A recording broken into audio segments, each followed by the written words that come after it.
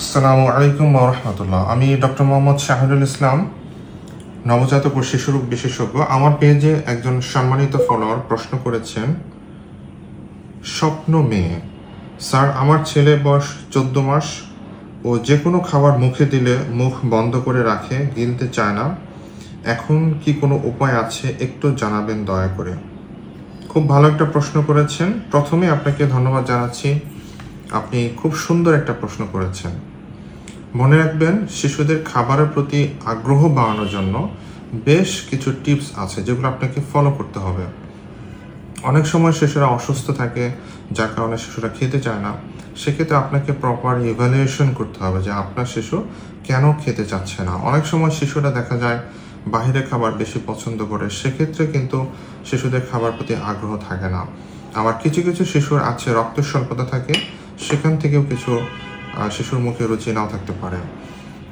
আর কিছু পরামর্শ দেব, যেটা যদি আপনি ফলো করতে পারেন তাহলে আপনার শিশুর খাবার প্রতি আগ্রহ তৈরি হবে ইনশাআল্লাহ।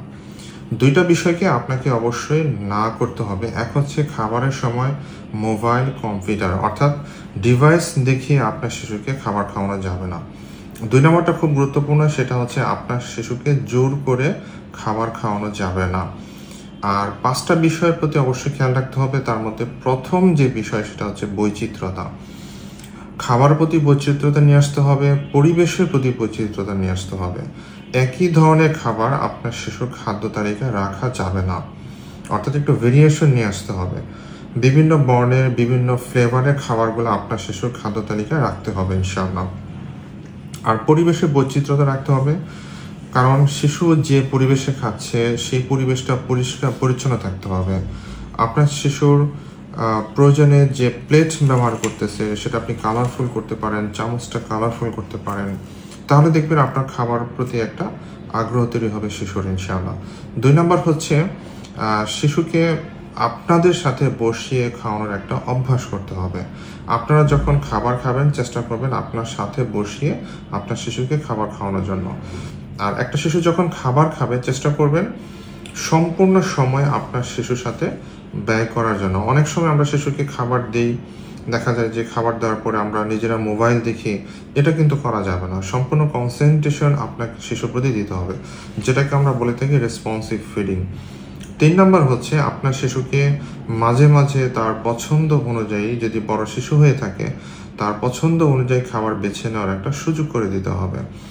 যেমন, বাবা তুমি কোন খাবারটা বেশি পছন্দ করো। অনেক শিশু আছে দেখবেন কিছু কিছু খাবার সে পছন্দ করে, ওই খাবারগুলো তাকে মাঝে মাঝে বেছে নেওয়ার একটা সুযোগ করে দিতে হবে।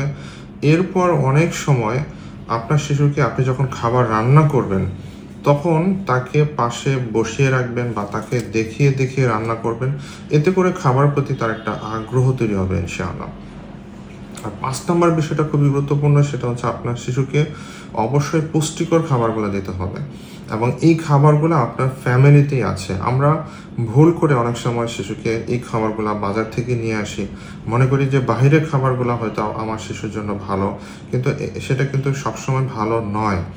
আপনার পরিবারেই এই ভালো খাবারগুলো আছে এবং সেটাকে অবশ্যই বেছে নিতে হবে, এবং এই খাবারগুলো অবশ্যই ব্যালেন্সড ফুড হতে হবে, মানে সুষম খাবার হতে হবে। আমরা ভুল করে শিশুকে শুধুমাত্র 1টা বা 2টা খাবার আইটেম দিই, এতে করে কিন্তু শিশুদের পুষ্টি চাহিদা পূর্ণ হয় না এবং তাদের একটা ম্যালনিউট্রিশন হয়, মানে অপুষ্টি হয়ে যায়। কারণ শিশুদের স্টোমাক ছোট থাকে, এই খাবার দিয়ে তাদের স্টোমাক পূর্ণ হয়ে যায়, সেজন্য অন্যান্য খাবারের চাহিদা পূর্ণ হয় না।